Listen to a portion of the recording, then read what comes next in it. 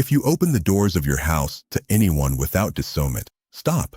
Because Kabbalah teaches that 3 types of human energy drain the baracha from the home when they enter without a filter. Stop everything now. There is a popular belief that hospitality is always good. And indeed, Haknesat Orkim, receiving guests, is one of the pillars of Jewish tradition. Abraham is the supreme model of hospitality.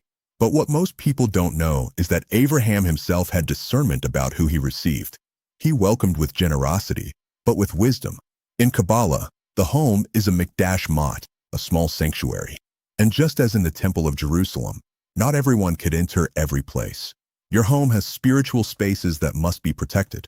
When certain energies enter without a filter, they affect the shalom bayit, the peace of the home, and consequently, the parnasat I and my family. It is said that my grandmother Chana, who arrived in Brazil around the 1940s from the region of Morocco, had a custom that everyone respected. Before receiving someone at home, she would light a candle in the entrance hall. If the candle flickered excessively, she would say it was a sign that the energy was not favorable at that moment. Some said it was superstition, but the wisdom behind it was real. Chana used the candle as a reminder to exercise spiritual discernment. If this theme resonates with you, subscribe to the channel and let me know in the comments. Do you feel a difference in the energy of your home depending on who visits? In this video, I will share the 3 types of energy that Jewish tradition warns should be received with special care at home. The first type, the person who constantly complains without seeking a solution. The Meonin in the Torah, chronic complaining, purposeless kvetching, is associated with the generation of the desert that complained despite receiving manna daily. And the consequence was, the more they complained, the further they moved away from the promised land. In Kabbalah, chronic complaining emits a spiritual frequency of katnut, reduced consciousness, that contaminates the environment. When someone enters your home and spills complaints non-stop, that energy settles in the walls, in the objects, in the spiritual air of the environment. And environments contaminated by katnut struggle to sustain the flow of parnasa. This does not mean closing the door to those who are suffering. It means discerning. Is this person seeking help or just coming to unload weight? If they are seeking help, receive them with chest. If they are just coming to unload, protect your space.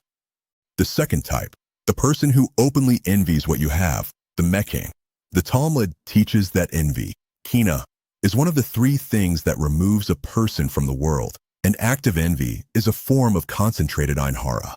When someone enters your home and their eyes are looking with envy, evaluating, comparing, desiring what is yours, this energy of kina directly affects the baracha of the home. Kabbalah teaches that kina is the opposite of histapkut, contentment. And where there is no contentment, there is no blessing. When the envious person leaves your home, the rishimu, the spiritual impression of envy remains. The third type, the person who speaks lashon hara, destructive gossip, within your home. In Jewish tradition, lashon hara is considered one of the gravest sins, equivalent to idolatry, murder, and immorality combined, according to the Talmud. And when lashon hara is spoken within your home, the walls of your mikdash mat absorb that energy. In Kabbalistic language, lashon hara generates klipot, shells of impurity, that block the channels of shifa. Jewish tradition has a millennia-old relationship with prosperity, and if you want to go deeper, the material is in the description. Now let's get to the practice. The home protection exercise. Step 1. The salt at the entrance. Place a small amount of salt under the doormat of the main door. Renew weekly. The salt purifies the energy of those who enter. Step 2. The interior mezuzah. If you have a mezuzah on the door, touch it when entering and exiting and say, Shomer Daltat Yisrael, guardian of the doors of Israel, protect this home. Step 3. After heavy visits, open the windows. Allow the air to circulate. Light a white candle for a few minutes. Say, may all energy that is not baracha leave with the wind. May only what is, or light, remain. Do this for 21 days and observe the difference in the energy of the home. What this practice cultivates: discernment and hospitality, generosity with wisdom, open doors with spiritual filter. Let's recap. 3 energies to filter: chronic complaint, active envy, destructive gossip, protection, salt at the entrance, touch the mezuzah, ventilation after visits. My blessing for you and your home. May the Eternal be the shomer, the guardian of your house. May every visitor bring baracha and take baracha. May Shalom Bayit reign in your home. And may the walls of your house be walls of spiritual protection that no negative energy can cross. It is declared. It is done. Kin Yehi Ratson. Amen. If this teaching was helpful, leave a like, subscribe, share. In the next video, I will reveal how saying thank you incorrectly blocks your blessings, and the Jewish secret of gratitude that changes everything. I'll see you there. Shalom Aleichem.